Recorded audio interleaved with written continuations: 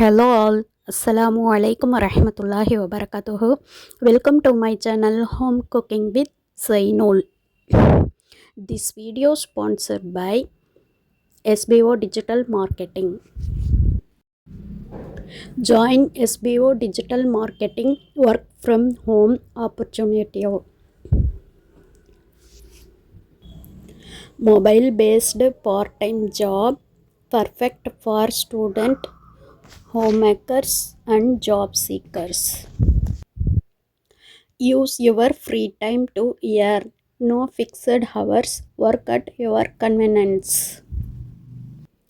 Just share and publish content. Simple tasks. No ceiling or no referral. Have a Facebook, Instagram or YouTube account. You are already eligible. Earn daily income with instant payouts. Start from day on. Send your name and qualifications on WhatsApp to 9994104160 and get full details instantly. Thank you. Skip பண்ணாதீங்க. பெரிய தப்பு. தினம் 300 ரூபாய் சம்பாதிக்க அரிய வாய்ப்பு. Instagram, Facebook பயன்படுத்த தெரிந்தால் போதும். Content post and content publishing மூலமா தினம் 300 ரூபாய் சம்பாதிக்கலாம். இந்த வேலை செய்ய 5 நிமிடம் போதும். Work training support, group communication support, all language customer live chat support, முக்கியமா சொந்தமா ஒரு பிசினஸ் ஸ்டார்ட் பண்ற அளவுக்கு உங்களால கற்றுக்கொள்ளவும் முடியும், சம்பாதிக்கவும் முடியும். இந்த வேலை வாய்ப்பு வழங்குவது 5 வருடத்திற்கு மேல ரன் ஆகிட்டு இருக்க நம்ம தமிழ்நாட்டு company school of business organisation private limited. மேலும் விவரங்களுக்கு டிஸ்கிரிப்ஷன்ல கொடுத்திருக்க நம்பருக்கு வாட்ஸ்அப் பண்ணுங்க. நான் ஜாபோடைய லிங்க்கை டிஸ்கிரிப்ஷனில் கொடுத்துருக்குறேன். போயிட்டு லிங்க்கை கிளிக் பண்ணி செக் பண்ணி பாருங்கள். ரொம்பவே யூஸ்ஃபுல்லான ஜாபு, ரொம்ப simple jab, trusted job. Okay, நான் வீடியோக்குள்ளே போகிறதுக்கு முன்னாடி என்னுடைய ஹோம் குக்கிங் வித் ஜைனுல் சேனலில் சப்ஸ்கிரைப் பண்ணி பெல் ஐக்கானை கிளிக் பண்ணி வச்சுக்கோங்க. அப்போ தான் நான் போடக்கூடிய வீடியோக்கள் உங்களுக்கு நோட்டிஃபிகேஷன் மூலயமா வந்துக்கிட்டே இருக்கும். இன்றைக்கி நான் பீஃப் கிரேவி, அதாவது பெப்பர் பீஃப் கிரேவி எப்படி செய்யலான்றதை தான் இந்த வீடியோவில் பார்க்க போகிறோம். என்னோடய ஸ்டைலில் நான் பீஃப் 1 கிலோ எடுத்து வச்சுருக்கிறேன்.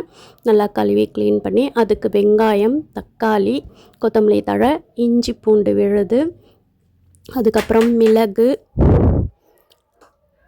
மிளகாய்த்தூள், குழம்புத்தூள், கரம் மசாலா இதெல்லாமே அரேஞ்ச் பண்ணி வச்சுக்கிட்டேன். இப்போ நான் குக்கர் எடுத்து வச்சு ஆயில் ஊற்றிக்கலாம். நல்லா சூடேறட்டும் குக்கரு. ஆயில் நல்லா சூடேறிச்சு. இப்போ நம்ம வெங்காயத்தை போட்டுக்கலாம். நல்லா வதங்கட்டும். லைட்டாக உப்பு போட்டு நல்லா வதக்கிக்கலாம். நம்ம குக்கரில் போடுறதால ரொம்ப நேரம் வதக்கணும்னு அவசியம் இல்லை. ஏன்னாக்கா அது விசில் விடும்போதே நல்லா பஞ்சு பஞ்சாக போயிடும். வெங்காயம், தக்காளி எல்லாமே இருக்கிறதே தெரியாது, அந்த அளவுக்கு இதாகிடும். ஸோ குக்கரில் போடுறதால அந்த அளவு வதங்கணும்னு அவசியம் இல்லை. இப்போ ஓரளவு வதங்கிடுச்சு. நான் தக்காளி போட்டுக்கிறேன். தக்காளி பழமும் ஓரளவுக்கு வதங்கினா போதும், அதாவது அந்த பச்சை வாசனை நீங்கினா போதும். ஓகேவா? இப்போ போட்டு நல்லா வதக்கிக்கலாம். நான் ஃபஸ்ட்டு ஒரு டைம் ஒரு கிரேவி போட்டிருந்தேன். அதில் வெங்காயம் தக்காளியை அரைச்சி ஊற்றி செஞ்சேன். அந்த மெத்தட்லேயும் செய்யலாம், இந்த மெத்தட்லேயும் செய்யலாம். இன்னொன்று, நம்ம சுக்காவாகவும் செய்யலாம். இந்த குழம்புத்தூள்லாம் ஆட் பண்ணாமல் சுக்காவாக செய்யலாம். இன்ஷால்லா நான் நெக்ஸ்ட் வீடியோவில் இன்னொரு டைம் வீடியோ எடுத்து நான் போஸ்ட் பண்ணுறேன். இப்போ இஞ்சி பூண்டு போட்டு நல்லா வதக்கிக்கலாம். பச்சை வாசனை போகிற வரைக்கும் வதக்கிக்கலாம். இப்போ வதங்கிடுச்சு. இப்போ மிளகாய்த்தூள் மட்டும் இப்போதைக்கு நான் லைட்டாக மிளகாய்த்தூள் போட்டிருக்கேன். காரணம் என்னென்னா பெப்பர் நிறையா சேர்த்துக்கிறோம். நம்ம சளி பிடிச்சிருக்கும்போது இந்த மாதிரி நல்லா பெப்பர் போட்டு கிரேவி செஞ்சு பீஃப் சாப்பிடும்போது சளி நல்லா குறையும், உடம்புக்கும் கொஞ்சம் புத்துணர்ச்சியாக இருக்கும். இப்போ மஞ்சள் தூள், கரம் மசாலா, அப்புறம் குழம்புத்தூள் இது எல்லாத்தையுமே சேர்த்தாச்சு. எனக்கு கொஞ்சம் கிரேவி வேணுன்றதால குழம்புத்தூள் நான் எக்ஸ்ட்ராவே சேர்த்துருக்கேன். நான் ஆச்சி குழம்புத்தூள் தான் யூஸ் பண்ணுறேன்.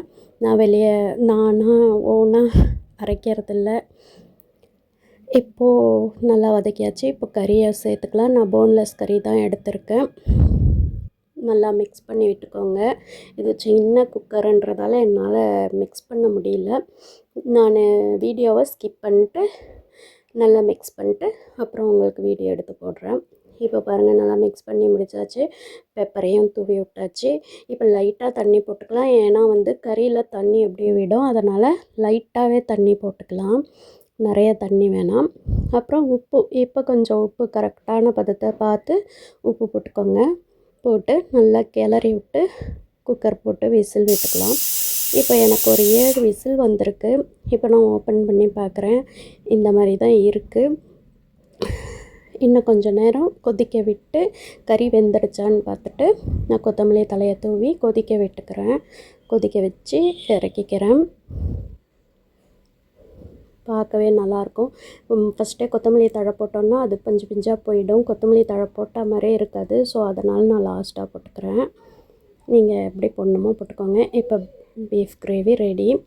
கூட ரசம், நல்ல மிளகு ரசம் வச்சுருக்கேன். இந்த மழைக்கு இதமாக சளி பிடிக்காமல் இருக்கிறதுக்கு. அப்புறம் ஒயிட் ரைஸ், பீஃப் கிரேவி. வாங்க சாப்பிடலாம். எல்லாம் தயாராக இருக்குது.